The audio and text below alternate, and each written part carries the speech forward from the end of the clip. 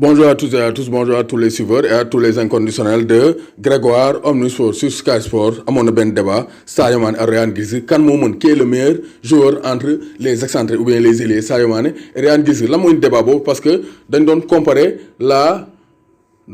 formation de Manchester United en 1999 et la formation de Liverpool en 2020 ñu doon def benn croisement pour trouver l'équipe type mais gis nañ ne Sadio Mané ak Giggs ils jouent au même poste excentré gauche et ñoom ñaar donc Roy Keane ak kii di Jamie Carragher ils ont débattu par rapport aux meilleurs joueurs kan moo mën entre Ryan Giggs et Sadio Mané donc vous direz que ñoom ñaar bokkuñu âge bokkuñu donc trajectoire donc Giggs Manchester United la mos a jaar Sadio Mané donc jaar na Southampton Salzbourg mais les deux ont choisi quelques aspects de leur jeu pour les comparer donc ñu ne les tirs les buts ñoom ñaar kan moom mën ñu ne where shooting and goals are concerned Mané has the edge nee na su fekkee dóor les tirs et les buts nee na Sadio Mané moo mën kii di Ryan Giggs donc y a pas photo et Sadio Mané a été meilleur buteur de la Premier League 2018-2019 donc loolu la ñu wax even taking a share of the Golden Boot in 2018-2019 after scoring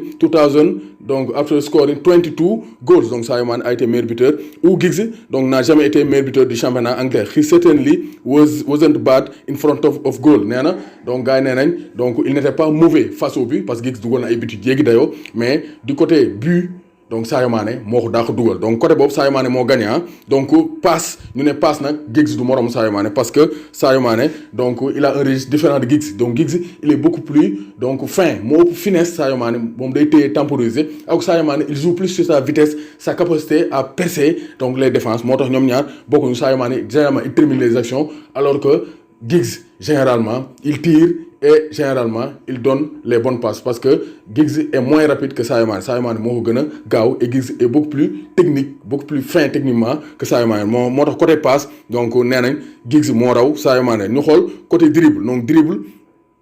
you need only look at Giggs donc iconic winning goal donc against donc Blackburn semi-finale FA Cup donc demi-finale coupe 1999 donc face à Arsenal donc ñoom Arsenal la woon ñu ne donc le but de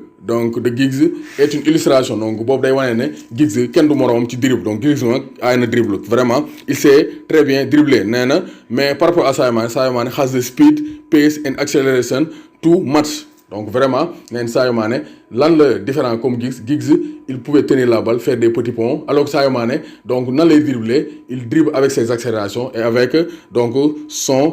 sa capacité à être très très rapide donc ñoom ñaar loolu mooy différence bi mais côté dribble nee nañ Giggs moo daaxoon dribbler donc 1 contre 1 kii di Sadio Mané donc ñu xool palmarès ñu ne donc au même âge Sadio Mané am na donc 28 ans au même âge gis nañ ne Sadio Mané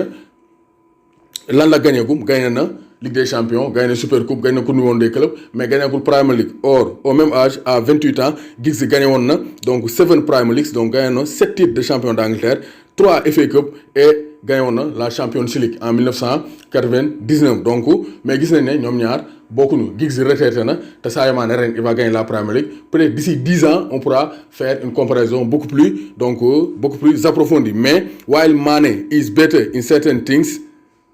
the better all-round player is always Giggs c'est normal parce que Giggs moo gën a ancien mais nee na pour l'instant Sadio Mané mu ngi ci tànk yi pour faire mieux que Ryan Giggs en tout cas donc d'après la comparaison donc seen conclusion mooy Roy Keane ak Jamie Carragher nee na pour l'instant Giggs moo mën Sadio Mané même si Sadio Mané il a encore des années devant lui doomu Gaynde Njaay warul tiit warul ragal et ça c'est un honneur pour Sadio Mané d'être comparé à une légende du football anglais Ryan Giggs Sadio Mané sunu fierté